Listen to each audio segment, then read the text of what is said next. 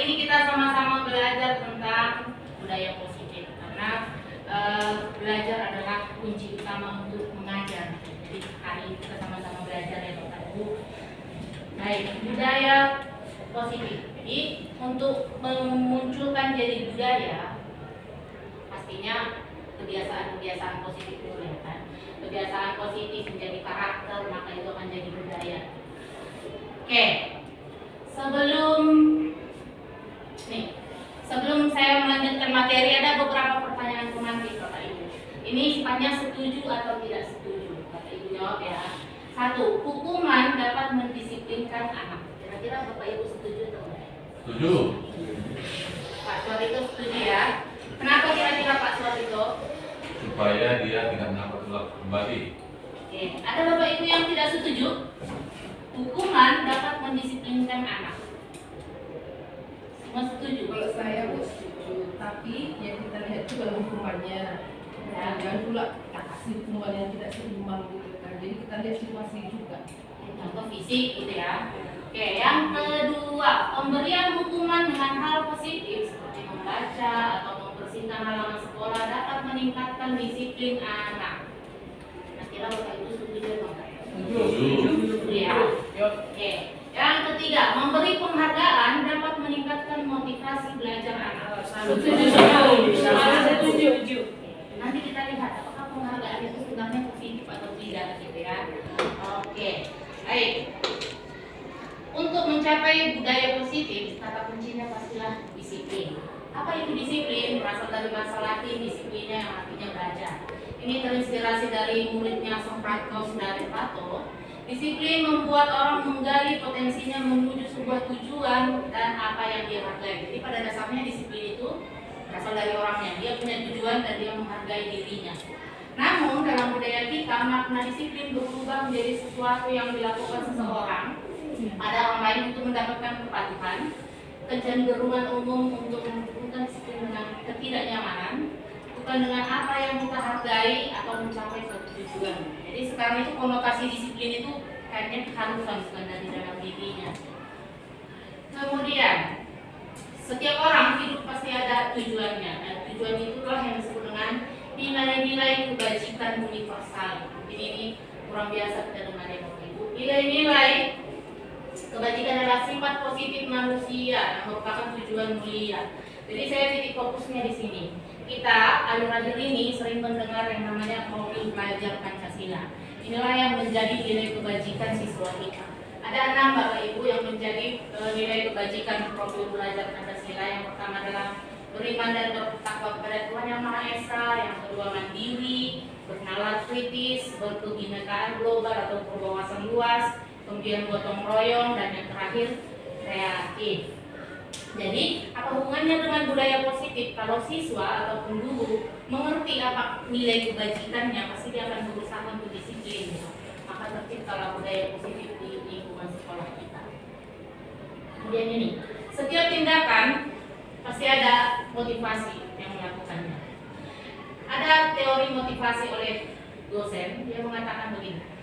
Yang pertama, orang termotivasi untuk menghindari ketidaknyamanan atau hukuman. Apa yang akan terjadi apabila saya melakukannya? Pokoknya menghindari hukuman. Mungkin guru BK udah paham betul ini. Ini merupakan motivasi eksternal dari luar. Yang kedua, untuk mendapatkan imbalan dari orang lain, reward gitu ya. Seperti yang tadi, melakukan sesuatu yang baik untuk mendapatkan imbalan. Ini juga merupakan motivasi eksternal dari luar. Dan yang ketiga adalah untuk menghargai diri sendiri. Sebenarnya motivasi ini yang diharapkan. Saya akan menjadi orang seperti apa ketika saya melakukan ini. Inilah motivasi internal yang diharapkan dan menjadi tujuan disiplin positif. Berikutnya, kata Ki Hajar Dewantara, akhir-akhir ini sering kita dengar itu kurikulum merdeka, merdeka belajar. Disiplin itu harus merdeka. Jadi merdeka itu artinya tidak hanya terlepas dari perintah, bukan bebas sebebas-bebasnya, akan tetapi juga cakap untuk memerintah diri sendiri. Ini titik beratnya. Jadi kalau kita bayangkan kurikulum merdeka itu tanpa aturan, sebenarnya kita bisa menerapkan itu ketika kita sudah di posisi cakap buat memerintah diri sendiri sebagai guru maupun bagi siswa. Oke, tadi di awal saya katakan setiap tingkah laku pasti ada penyebabnya. Sebenarnya manusia itu punya 5 kebutuhan dasar. Yang pertama adalah bertahan hidup, ini fisiologis ya, makan, kemudian tempat tinggal. Yang kedua adalah kasih sayang dan rasa diterima. Yang ketiga penguasaan, kemudian kebebasan dan kesenangan. Apa hubungannya dengan budaya positif? Jadi setiap tindakan pasti ada hubungannya dengan memenuhi kebutuhannya ini. Ada yang siswa terlalu arogan, mungkin dia kurang memenuhi kebutuhan dasarnya tentang penguasaan. Atau ada siswa yang mencari perhatian, mungkin dia kurang kasih sayang. Jadi semua tindakan siswa kita, guru di sekolah itu ada hubungannya dengan kebutuhan dasar manusia. Baik, tadi ada pertanyaan tematik dan Bapak Ibu semua setuju dengan penghargaan memunculkan motivasi. Ternyata penghargaan itu juga sebuah hukuman, dihukum oleh penghargaan.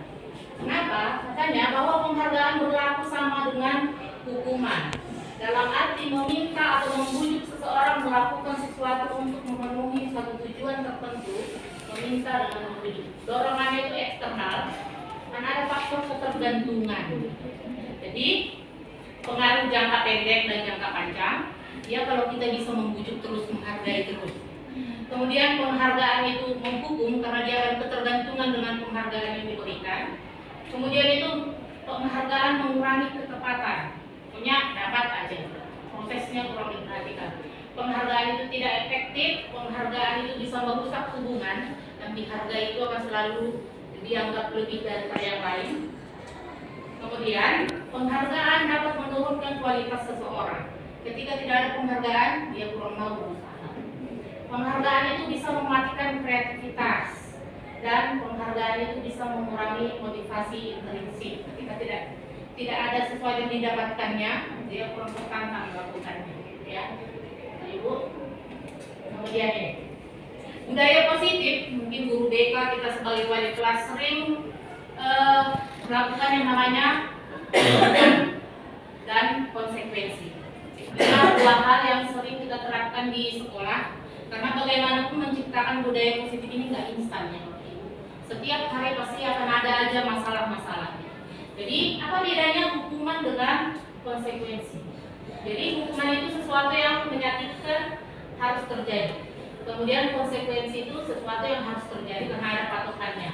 Kemudian membuat anak sakit, anak membenci disiplin, dia terpaksa, mendorong anak menyakiti, konsep dirinya yang jadi buruk karena merasa bersalah. Kemudian anak belajar untuk menyembunyikan kesalahan, untuk menghindari hukuman, dan biasanya anak yang terkena hukuman itu merasa bersalah, dipermalukan, dan merasa tidak dihargai.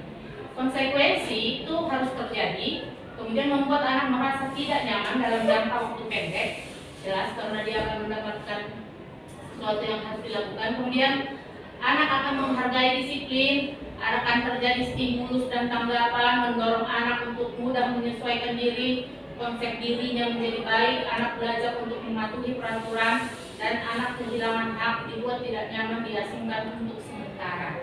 Ini perbandingan antara hukuman dan konsekuensi yang biasa kita lakukan.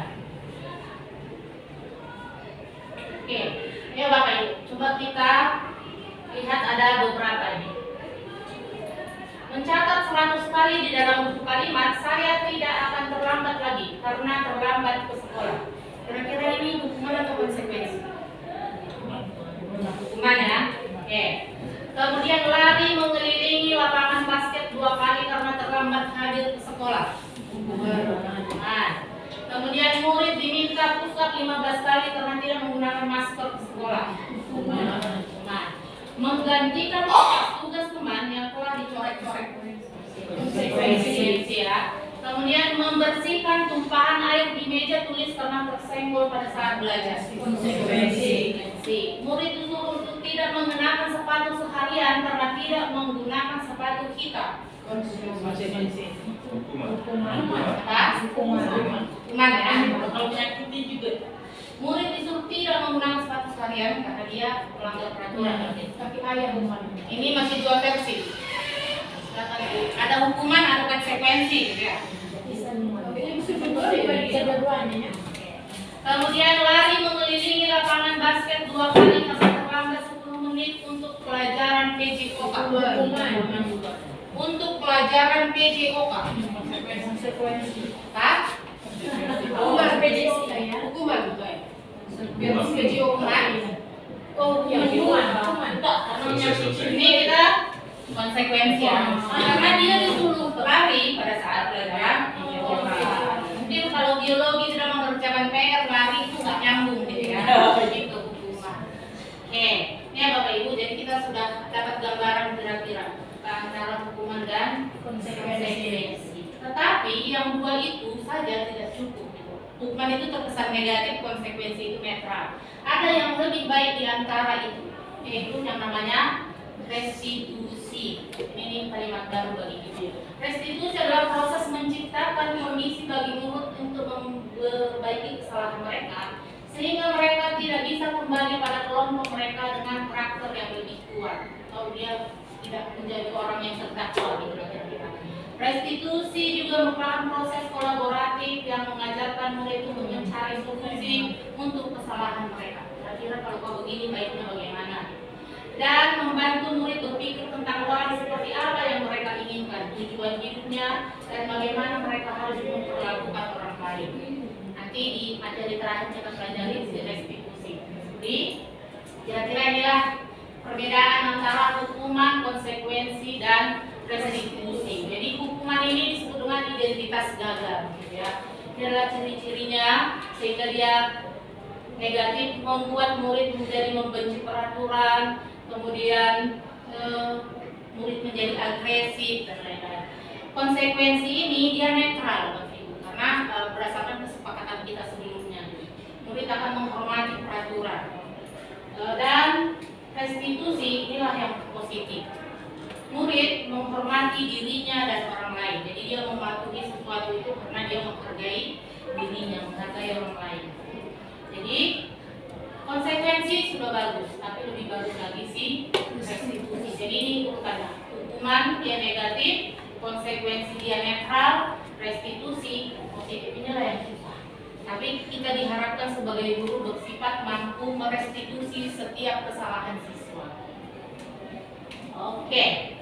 Jadi materi berikutnya adalah keyakinan kelas. Jadi kita di sini kan rata-rata wali kelas, guru mata pelajaran, BK gitu. Bagaimana caranya supaya budaya positif itu tercipta? Mari kita mulai dengan membuat keyakinan kelas. Ini biasanya di awal pertemuan. Jadi peraturan kelas itu sifatnya terpaksa. Jadi kita kembangkan menjadi keyakinan kelas. Keyakinan itu artinya apa yang kita sepakati bersama dan mereka yakin untuk bisa melakukannya, bukan paksaan. Maka terciptalah lingkungan positif. Kalau setiap kelas lingkungannya positif, maka diharapkan sekolah ini juga budayanya positif. Jadi bagusnya ini memang di awal pertemuan kita sebagai wali kelas, ayo kita buat keyakinan kelas. Kita tempel, kita tanda tangani. Setiap guru mampir juga boleh. Guru BK juga demikian. Oke.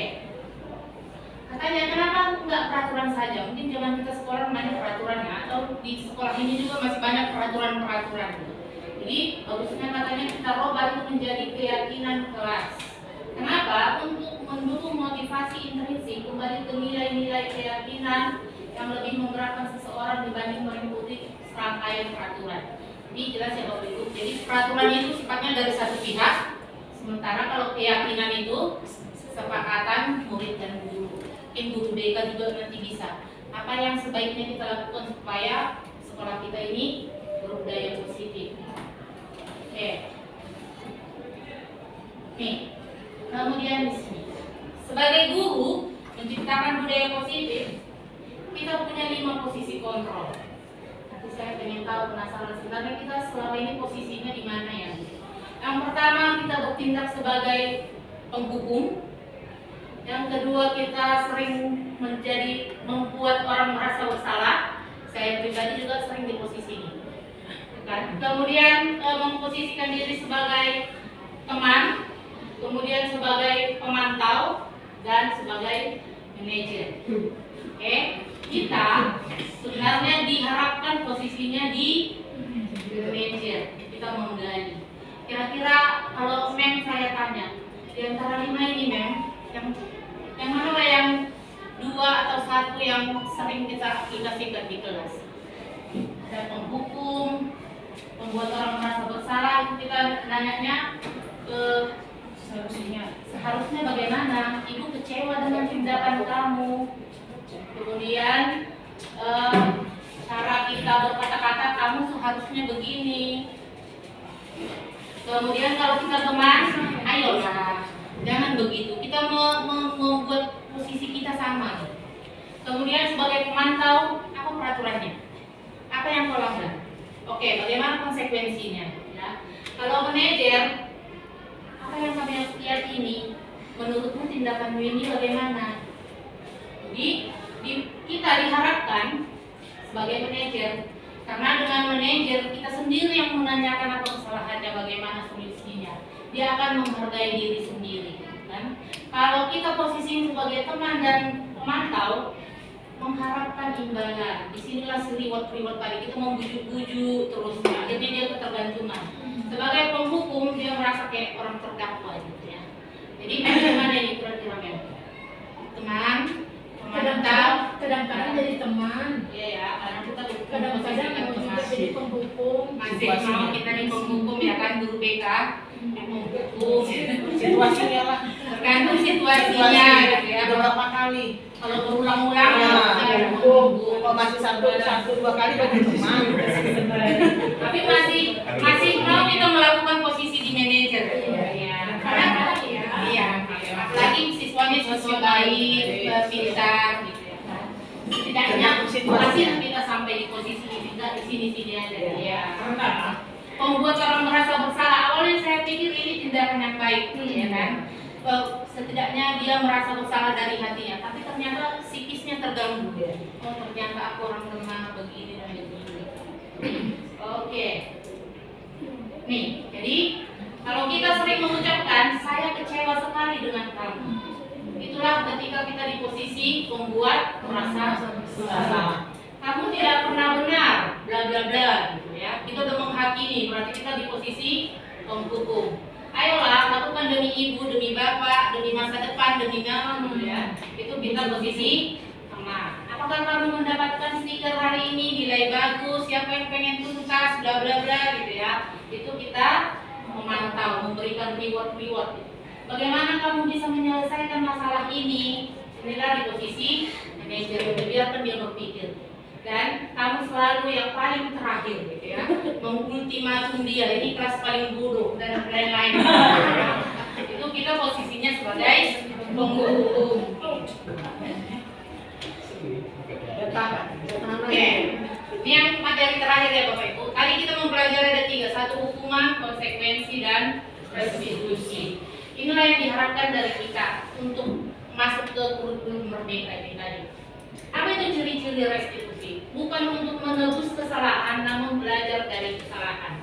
Katanya, karena hidup ini masih proses panjang, gitu. Jangan kita ultimatum siswa itu karena satu kesalahan. Ya. Kemudian memperbaiki hubungan kita dengan siswa, hubungan siswa dengan siswa. Kemudian tawaran, bukan paksaan.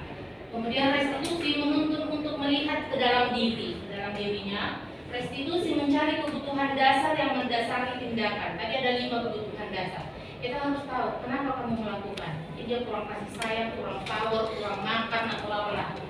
Kemudian restitusi adalah cara yang paling baik, fokus pada karakter bukan tindakan. Kemudian restitusi fokus pada solusi, dan restitusi mengembalikan murid berbuat salah pada kelompoknya. Ya. Jadi kita jangan memisahkan langsung sedikit langsung dikeluarkan, gitu. Tapi butuh proses restitusi. Restitusi ini katanya nggak bisa cuma sekali, paling nggak bisa sampai 10 kali proses, barulah kita di posisi hukuman tadi. Oke, inilah segitiga restitusi. Ada 3 hal yang perlu dilakukan. Yang pertama itu kita menanyakan keyakinan, kemudian menstabilkan identitas dan validasi kebutuhan. Yang pertama adalah menstabilkan identitas. Jadi kalau ada anak merasa bersalah, kita stabilkan dulu dia. Untuk membuat anak yang merasa gagal karena berbuat salah menjadi positif terhadap dirinya. Ini berat, banyak kita dengar kasus-kasus ya. Kalau udah merasa bersalah dia down, fatal akibatnya. Jadi kita sebagai guru yang pertama dilakukan adalah menstabilkan identitas. Ciri-cirinya apa? Kita bisa mengatakan berbuat salah itu hal yang wajar, hal yang manusiawi, tidak ada manusia yang sempurna dan lain-lain. Dengan mengatakan itu, kita sudah menstabilkan. Kalau ini bukan manusia paling berdosa, gitu kira-kira.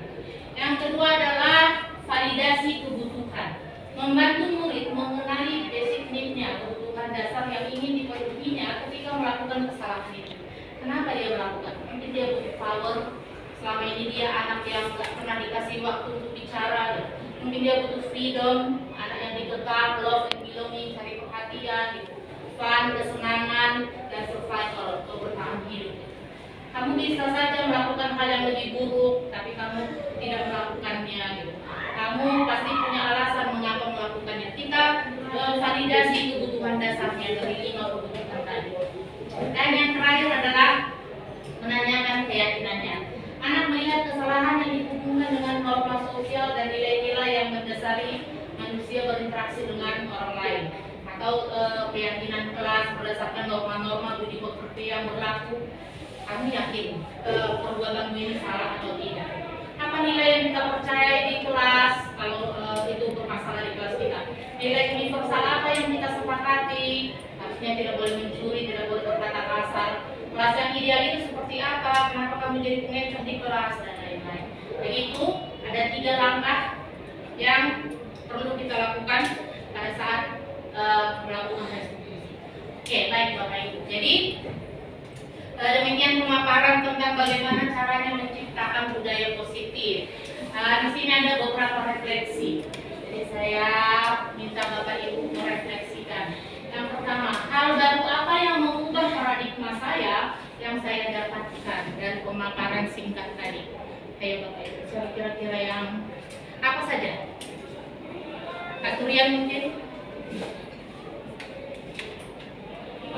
Terima kasih Ibu.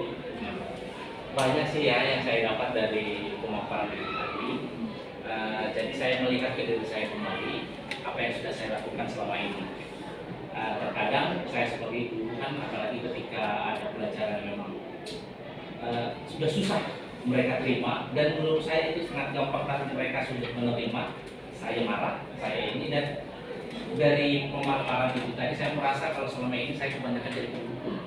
Nah, ternyata itu kurang bagus, padahal selama ini menurut saya itu hal yang bagus, gitu, hal yang wajar gitu. Ternyata terima kasihlah buat Ibu sudah memberikan saya. Terima kasih Pak. Ada lagi Bapak Ibu yang nomor 1 yang mengubah paradigma setelah materi tadi?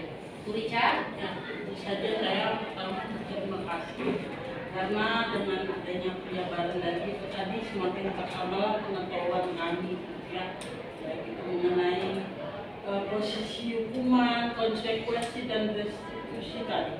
Nah, saya sendiri di sini mau menjabarkan pengalaman saya pribadi. Beberapa hari yang lalu ada siswa di kelas saya selaku wali kelasnya melihat keadaan bahwa anak tersebut hampir saja di ujung tanduk dan mau dikeluarkan oleh sekolah karena memang berbagai macam kesalahan lah ibaratnya selama ini. Namun ketika dia mendapatkan pengampunan dan diperbolehkan kembali masuk ke kelas, di situ saya melihat teman-temannya sama sekali tidak mau duduk sebangku, bahkan menghindari dia, jarang mencakapi begitu. Memang berbicara namun seadanya, namun mereka lebih ke pandangan bahwa si anak ini udah seperti terdakwa lah gitu. Jadi mereka menghindari. Lantas saya selalu di kelas masuk, mereka katakan, "Nah, apakah kalian memang tidak pernah berbuat salah?" Saya begitu sama mereka.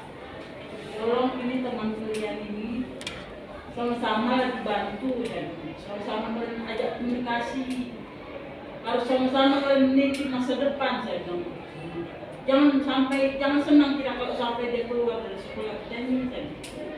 Dan ya puji Tuhan akhirnya memang ada yang mau sebangku sama dia perempuan. Tadinya saya mau buat dia laki-laki, tapi dia ingin sama perempuan, dan akhirnya ada yang mau duduk sama dia perempuan.